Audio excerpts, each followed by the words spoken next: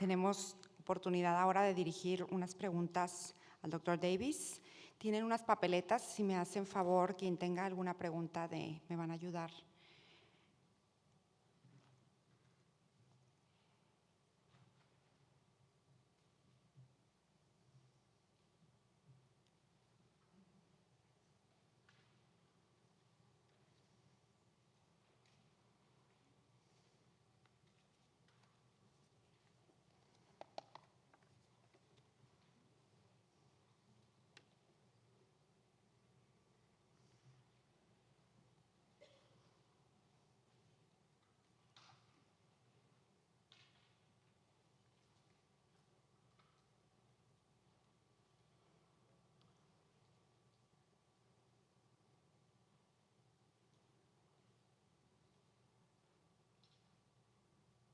I'm going to proceed with one that was suggested by one of my professors at the Sustainability Center. He asked me yesterday, how come the Crossroads Project seeks to create a conscience about global warming while you move around to share this message in different countries by using flights? Right. So the question is, there is a consumption cost to simply traveling. So you brought 6 of us from Utah, 7 tickets on the airplane because we needed to buy a separate ticket for the cello. And this costs a lot of fuel, there's a lot of energy. So the answer to that is simply that, and I love this question because it brings into stark relief the very essence of what we need to do. And that the challenge of making the transformations that we need to make in the time that we have are not about making changes in our own personal lives. Of course, we need to do that, as I mentioned. We need to change our light bulbs, we need to buy efficient cars, we need to take public transportation, we need to recycle, we need to do all of those things in our own lives. But the major problem is not our own lives. It's the systems that produce our lives. We can't change. If every one of us did a little in our own lives, it would add up to a little. We need to change the systems. And so the actions that we're taking with this project, you have to think of as an investment. We are trapped. We have to use the systems that exist. We have no choice in the matter right now. And so what we're doing is using those systems, using fossil fuels and airplanes and all of this thing to travel, to try to produce changes in those systems eventually. So you have to look at these sorts of, this is how I think we have to look at it, and I think it's correct, that this is an investment in changing the system. And we have no other choice but to use the existing system at the moment. But we look forward to the day, I'm sure the quartet does, when they travel around the world giving concerts, not this performance, but their concerts, and doing so in sustainable ways, in sustainable systems. So I think that's how we look at it. Tengo otra. Preguntan qué hay de la economía, del sistema económico, que de alguna manera es ese sistema que nos empuja al consumismo que experimentamos. ¿Cómo podríamos cambiarlo nosotros como seres individuos, seres humanos? Right. So I understood the question about our consumer-based, growth-based economic systems. And how do we work as individuals to change these systems? I think this is the most difficult question. I gave you 3 pillars of our societal system, which are food and energy and economy. And we're making really good progress with food. Alternative agriculture that uses much less water, much less chemicals, much less land, is much easier on the topsoil. We're making good progress. Not fast enough, but we know how to do it. We're also making very good progress with the energy systems, with solar energy, with wind energy, with geothermal energy, with conservation, with efficiency. We make good progress with that. That's 2 out of the 3 pillars. The other pillar is our economic system, and this is the biggest problem. Everything is growth-based right now, even the most progressive leadership in the world. Our president in the United States, Barack Obama, is undeniably very progressive, but even he talks about nothing but growth-based economics. And the physics is very clear that we cannot do growth-based economics very much longer. In 30 or 40 years, we will not have growth-based economic systems globally. The physics tells us this is not possible. We are already overdriving the economic system by 140%. In 40 years, it will be 560%, and that will not happen. So one way or the other, we will have a new economic system.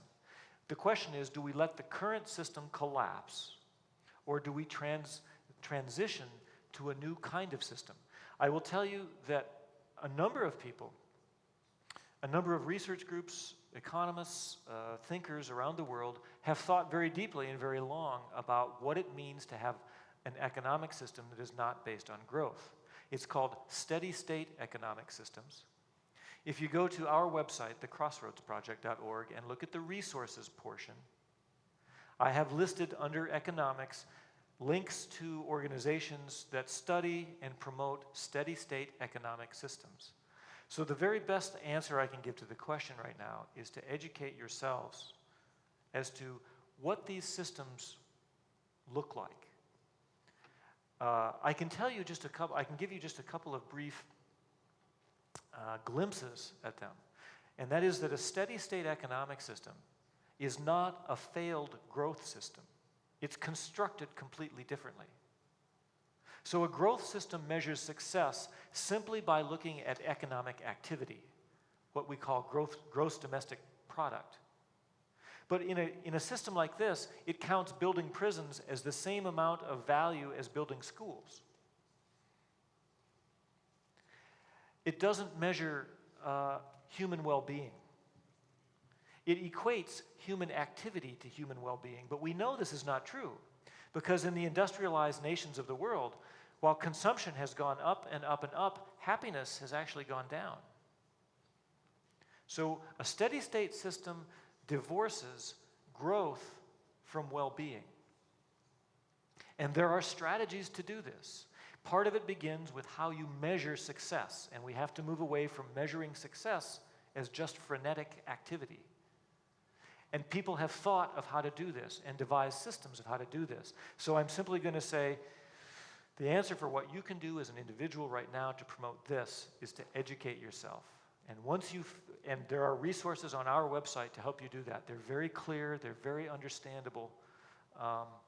You can tell it's helped me, and I'm a physicist. I don't know anything about economics, or I didn't used to. So start with that, but learn what these systems look like. And then, be creative. ¿Cuál es su percepción después de viajar y compartir este mensaje? ¿La sociedad realmente quiere un cambio? ¿Realmente están dispuestos a hacer lo que se necesita? Maria, could you repeat that?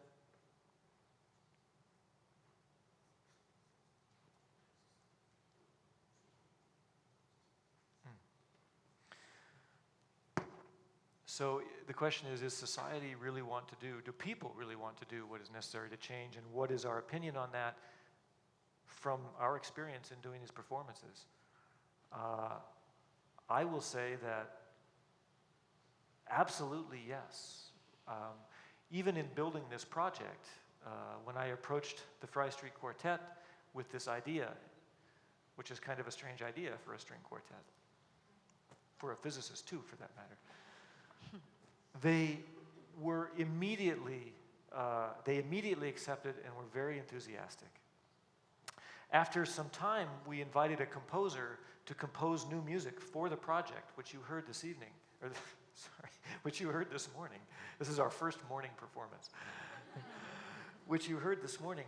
And that composer was very eager to do this project.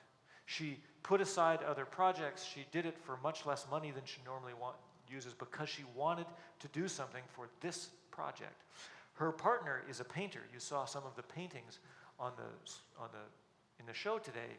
Immediately volunteered to do paintings for the project.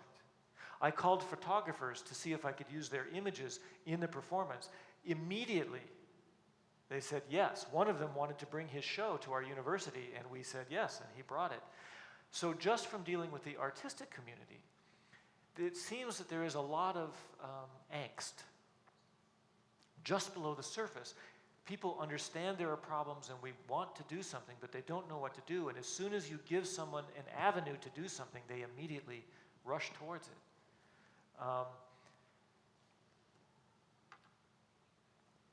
I think we all get this. In an emergency, most people want to help. In a car accident, in a fire, in a flood, people go above and beyond. They sacrifice themselves, they risk themselves to help in an emergency.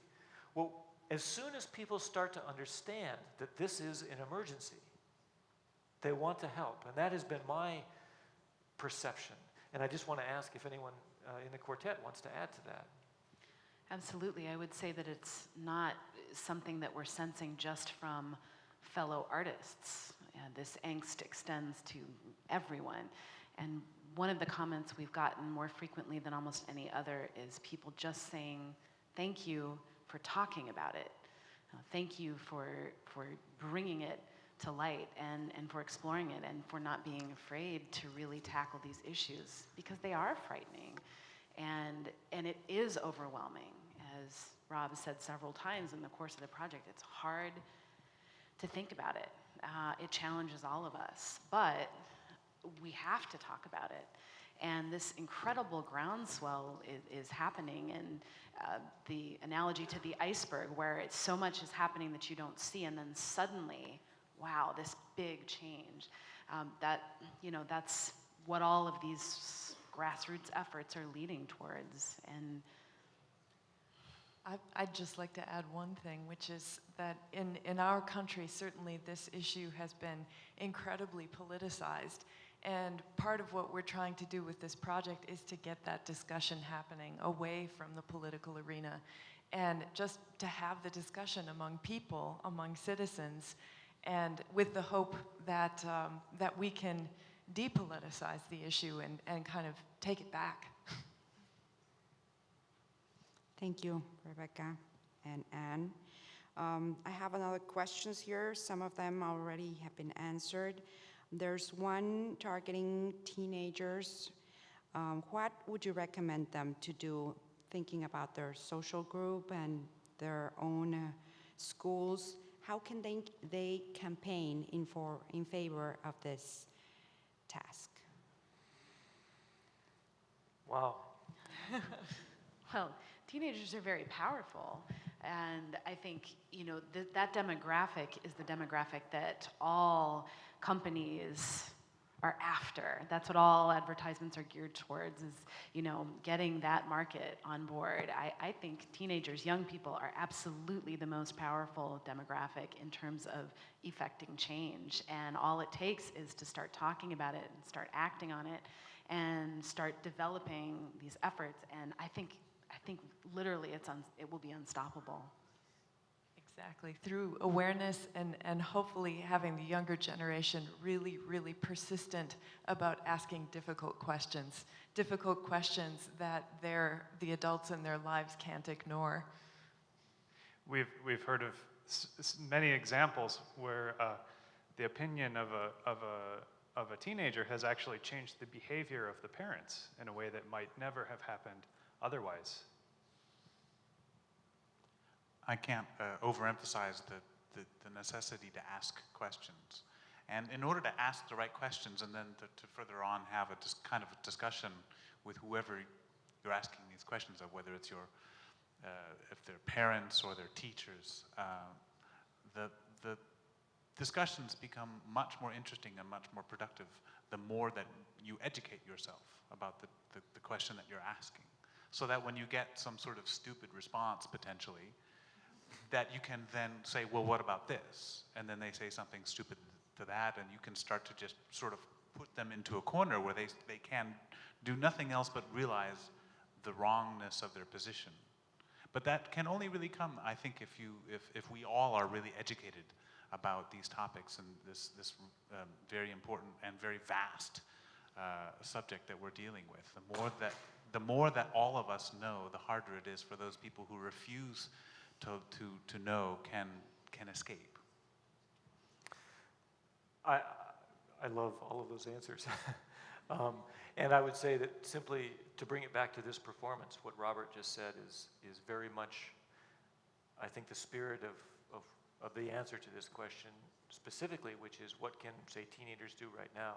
It is incredibly important that you just understand what you're talking about. So we've given you a taste tonight of the information and what it means in a context of our society and to your lives. But now you have to go out. So if the question is, what can I do to help from the context of, from the safety of my regular life, then the answer is nothing. You cannot continue with your regular life. You have to turn yourself outward and first learn. And we've given you, if you go to our website, there are many resources to help you start doing that. The internet is amazing. You can follow I've given you a lot of science, and on the internet, there are places where we get the science. And so you can start to understand not only the problems, but also the solutions that many people have been working on. So once you're educated, exactly as Robert mentioned, you can then really begin to have compelling discussions with other people that don't have to be emotional and heated, but can be based in information. So start with that. And then as you're educating yourself, you will find so many organizations that you can become active in. And I don't mean just giving money to them. I mean doing work for them. And they can be very local, right here in Monterey, right here at UDEM. And they can be regional and global as well. So there's so much to do in every field: economics, biology, and engineering, advertising, arts, filmmaking, radio. There's so much work in so many professions that can be directly applied to these problems. Muchísimas gracias. Creo que esto es lo que la Universidad de Monterrey pretende. El concepto de sostenibilidad es complejo y muchas veces no entendemos o no entendíamos lo que es. Ese es el objetivo de abrir espacios como este, que nos dejen pensando. Y yo quisiera, a nombre de la universidad, agradecer al doctor Robert Davies y a los miembros de The Fry Street Quartet por su conferencia magistral. Para dar por terminado, quisiera invitarlos a pasar al lobby de este recinto, donde tenemos una exposición de trabajos que han realizado en la línea de la responsabilidad social y la sostenibilidad nuestros alumnos de 8 diferentes cursos académicos, prácticas profesionales dirigidas y proyectos de evaluación final. Les invitamos a visitarlos y muchísimas gracias por acompañarnos. Tenemos todavía una función más esta tarde que va a ser alrededor de las 5:30. Si quieren venir, quieren hacer la invitación a algunos otros compañeros o profesores, con muchísimo gusto aquí los esperamos. Muchísimas gracias por acompañarnos. Buenas tardes.